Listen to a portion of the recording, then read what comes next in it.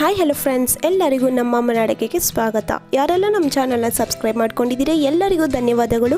ಹಾಗೆ ಯಾರಿನ subscribe ಮಾಡಿದಿರೋ video ನೋಡ್ತಾ ಇದ್ದೀರಾ, ನಮ್ಮ ಅಮ್ಮನ ಅಡುಗೆ ಚಾನಲ್ನ ಸಬ್ಸ್ಕ್ರೈಬ್ ಮಾಡ್ಕೊಳ್ಳಿ. ಹಾಗೆ ಪಕ್ಕದಲ್ಲಿ ಬರುವ ಬೆಲ್ ಐಕಾನ್ ಕ್ಲಿಕ್ ಮಾಡ್ಕೊಳ್ಳಿ.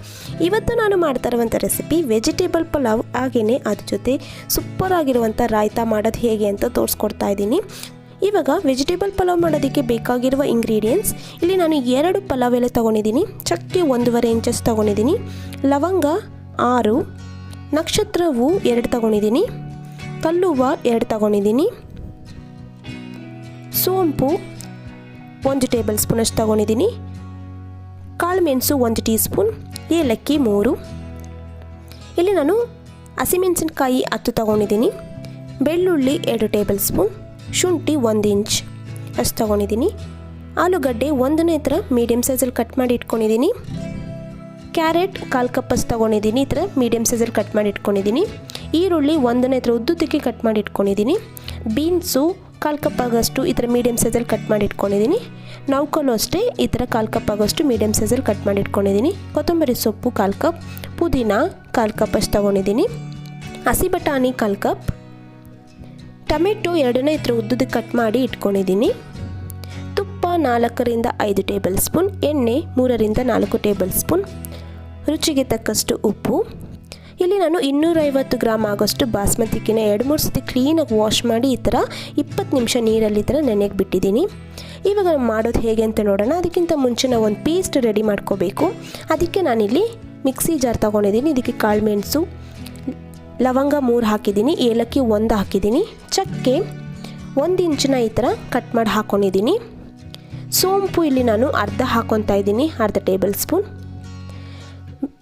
ಶುಂಠಿ ಈ ಥರ ಕಟ್ ಮಾಡಿ ಹಾಕ್ಕೊಂಡಿದ್ದೀನಿ 1 ಇಂಚು, ಬೆಳ್ಳುಳ್ಳಿ ಹಾಕ್ಕೊಂಡಿದ್ದೀನಿ, ಹಾಗೆ ಹಸಿಮೆಣಸಿನ್ಕಾಯಿ ಈ ಥರ ಕಟ್ ಮಾಡಿ ಹಾಕ್ಕೊಂಡಿದ್ದೀನಿ, ಈರುಳ್ಳಿ ಬಂದು ನಾನಿಲ್ಲಿ ಒಂದು ಸ್ವಲ್ಪ ಹಾಕ್ಕೊಂಡಿದ್ದೀನಿ, ಮತ್ತು ಪುದೀನ, ಕೊತ್ತಂಬರಿ ಸೊಪ್ಪು ಇಷ್ಟು ಹಾಕ್ಕೊಂಡು ನಾವು ಪೇಸ್ಟ್ ರೆಡಿ ಮಾಡ್ಕೋಬೇಕು.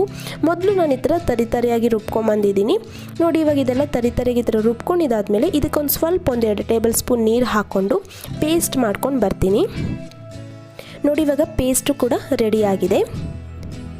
ಇವಾಗ ಸ್ಟವ್ ಹಚ್ಚಿ ನಾನೊಂದು ಪಾತ್ರೆನ ಇಟ್ಕೊಂಡಿದ್ದೀನಿ. ಪಾತ್ರೆ ಲೈಟಾಗಿ ಬಿಸಿ ಆದಮೇಲೆ ಇದಕ್ಕೆ ನಾನು ಎಣ್ಣೆನ ಹಾಕ್ಕೊಂಡಿದ್ದೀನಿ, ತುಪ್ಪ 2 ಟೇಬಲ್ ಸ್ಪೂನ್ ಹಾಕ್ಕೊಂಡಿದ್ದೀನಿ. ಇವಾಗ ತುಪ್ಪ ಎಣ್ಣೆ ಎಲ್ಲ ಲೈಟಾಗಿ ಬಿಸಿ ಆದಮೇಲೆ ನಾನಿಲ್ಲಿ ಸ್ಪೈಸಸ್ನ ಹಾಕ್ಕೊಂಡಿದ್ದೀನಿ. ಹಾಕ್ಕೊಂಡು ಒಂದು 30 ಸೆಕೆಂಡ್ಸ್ ಈ ಥರ ಲೈಟಾಗಿ ಹಿಂಗೆ ಫ್ರೈ ಮಾಡಿಕೊಂಡ್ರೆ ಸಾಕಾಗುತ್ತೆ. ಇವಾಗ ಇದೆಲ್ಲ ಲೈಟಾಗಿ ಫ್ರೈ ಆಗಿದೆ. ಇವಾಗ ನಾನು ಈರುಳ್ಳಿನ ಹಾಕ್ಕೊಂಡಿದ್ದೀನಿ. ಈರುಳ್ಳಿನೂ ಅಷ್ಟೇ ಟ್ರಾನ್ಸ್ಪರೆಂಟ್ ಆಗಬೇಕು, ಹಾಗೆ ಹಸಿ ವಾಸನೆ ಹೋಗುವವರೆಗೂ ಇದೇ ಥರನೇ ನಾವು ಫ್ರೈ ಮಾಡಿಕೊಂಡ್ರೆ ಸಾಕಾಗುತ್ತೆ. 1-2 ನಿಮಿಷ ನಾನು ಈರುಳ್ಳಿನ ಇದೇ ಥರ ಫ್ರೈ ಮಾಡ್ಕೊಂಡಿದ್ದೀನಿ. ಇವಾಗ ಹಸಿ ಬಟಾಣಿನ ಹಾಕ್ಕೊಂಡಿದ್ದೀನಿ.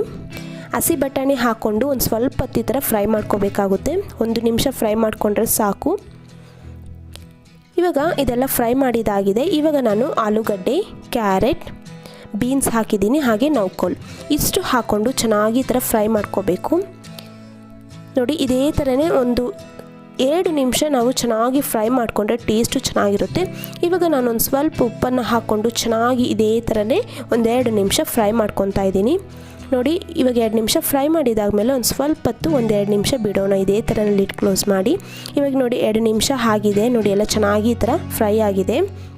ಇವಾಗ ನಾನು ಮೊದಲೇ ಪೇಸ್ಟ್ ಮಾಡಿಟ್ಕೊಂಡಿದ್ನಲ್ಲ, ಪೇಸ್ಟನ್ನು ಹಾಕ್ಕೊಂಡು ಒಂದು ಸತಿ ಚೆನ್ನಾಗಿ ಇದೇ ಥರನೇ ಮಿಕ್ಸ್ ಮಾಡಿಕೊಂಡು ಚೆನ್ನಾಗಿ ಇದು ಕೂಡ 1-2 ನಿಮಿಷ ಫ್ರೈ ಮಾಡೋದಕ್ಕೆ ಬಿಡೋಣ ನೋಡಿ. ಇದೇ ಥರನೇ ಫ್ರೈ ಮಾಡ್ತಾ ಹಸಿ ವಾಸನೆ ಎಲ್ಲ ಹೋಗುತ್ತೆ.